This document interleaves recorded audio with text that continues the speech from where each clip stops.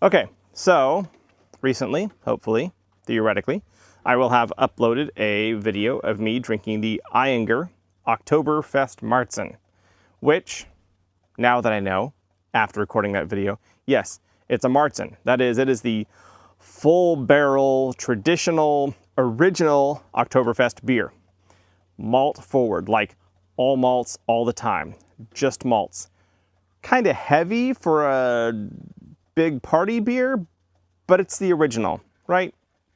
So they recognized it was a bit heavy, and they developed the Festbier, which is a far lighter, peppier beer, not pepperier, but peppier beer that is more advantageous or more attuned, more intended, better designed to be drunk in the large quantities required at multi-day long parties, even in a very beer-centric or beer-loving culture. Anyways, today I will be drinking not a Marzen, but a Festbier. And yes, this is an American Festbier, and yes, I have recorded this brand before, but Sierra Nevada does a different collaboration every year. So my previous videos talking about Sierra Nevada Oktoberfests are not to be considered when I'm talking about this year's Sierra Nevada Oktoberfest beer.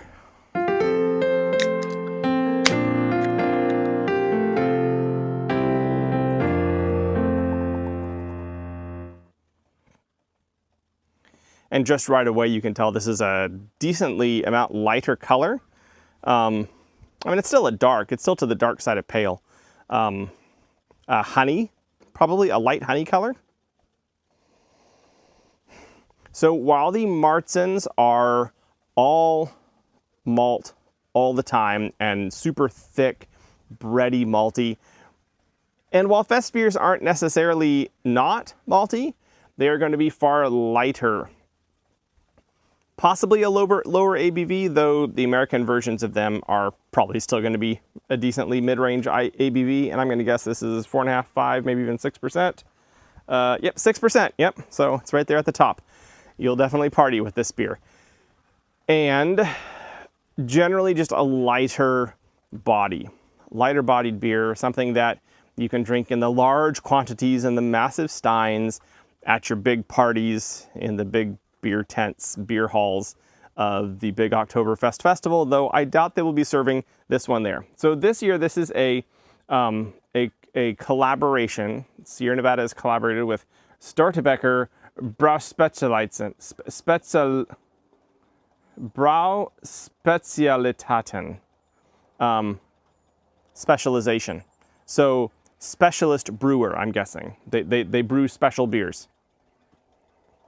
It would be interesting to know whether this was actually brewed according to the Reinheitsgebot, but that information is not on the can. I do recall several years ago, the first of the Sierra Nevada Oktoberfest beers I had. I believe if you go back to some of my earlier comparisons, most of the very earliest videos on this channel actually were head-to-head comparisons of several different Oktoberfest beers.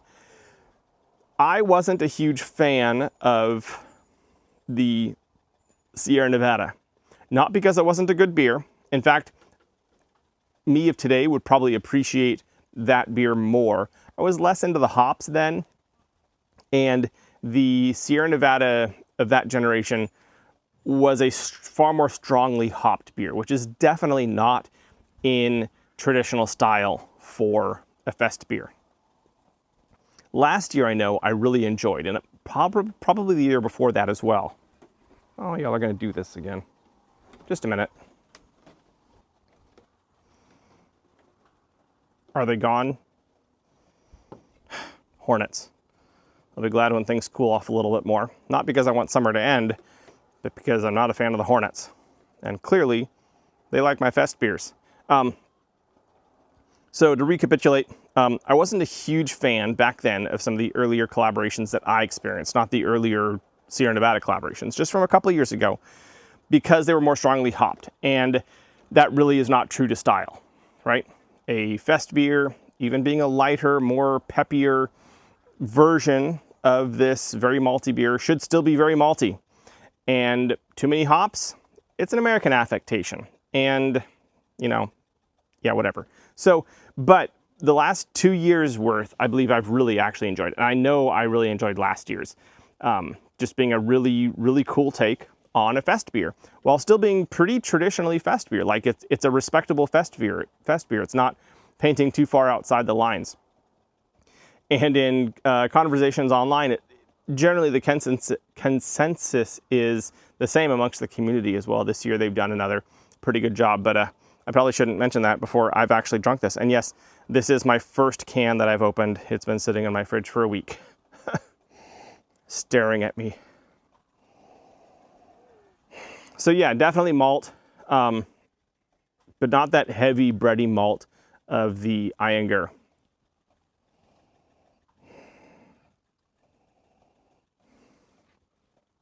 I would guess it's still mostly barley.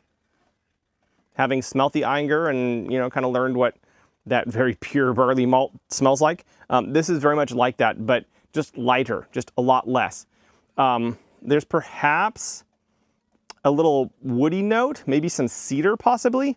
Not an earthy note, not a peppery note. More of a kind of a woody note. Just kind of it's a slight bright maltiness. Also, it's nice how easily that head comes back and then it still sticks around pretty well. It smells very drinkable, like I want to be drunk. I am good. So let's, do what it asks.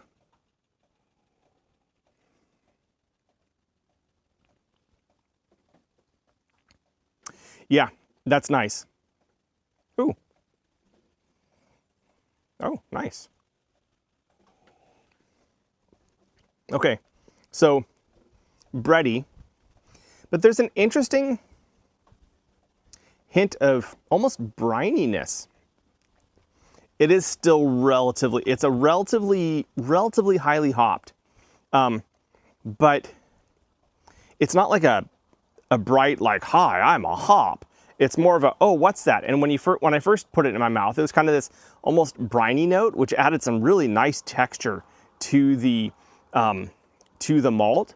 But then it's building, and yeah, oh, it's definitely there now. It's this building really pleasant bitterness that, oh, it's really nice.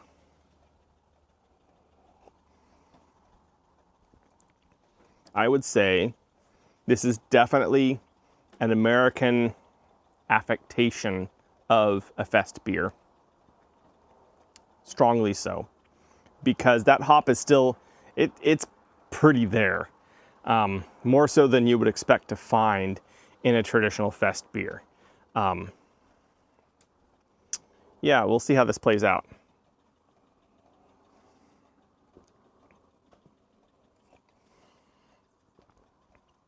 So when I have it in my mouth, oh, it needs to be cold. Like, when it's cold, it has more of a cracker. But then as it's warming, that cracker sweetens and becomes more of a bread. And then, yeah, this pretty strong, it starts smooth, but then by the time it's finished, you feel like you might have, once you've had 4 or 5 swallows and you've had time for that bitterness to build, you feel like you might have drunk an interesting IPA. And it's got really, really long legs. Interestingly, the malt has really long legs too. Like, yeah, I've got that bitterness, but I've also got this interesting sweetness going on as well. And I'm going to say I probably enjoyed last year's better.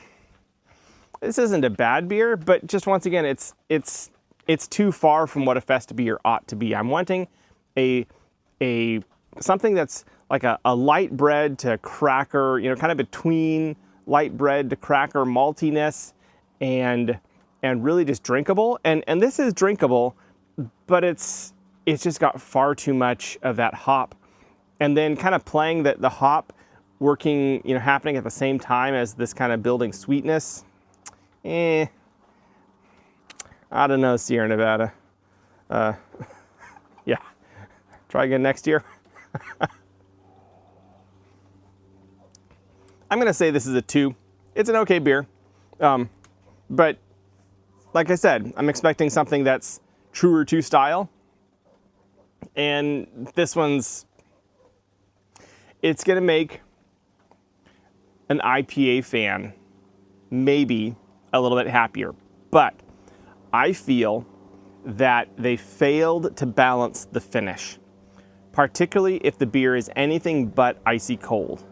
If the beer is icy cold, it would probably be great. I wonder if on a tap, kind of the enhanced carbonation I've noticed in a lot of beers from taps, I wonder if that would actually help balance it out a little bit more as well. But once again, when it's colder, when there's possibly some additional acidity going on in there, it's probably going to balance out better. But right now, I'm going to say this ain't my mug of beer. This is a 2. It's an okay beer, but not mine. Anyways, this is me, Matthew. I have been drinking the 2025 Sierra Nevada Oktoberfest beer, a collaboration with Stortebeker Brausspezzelitaten, something like that. And I will catch y'all on the flip side. I just heard a ferocious buzzing and then it stopped, and so I'm not sure if the hornet landed on me. If I run screaming off in a moment, or if the end cuts faster, you'll know what happened.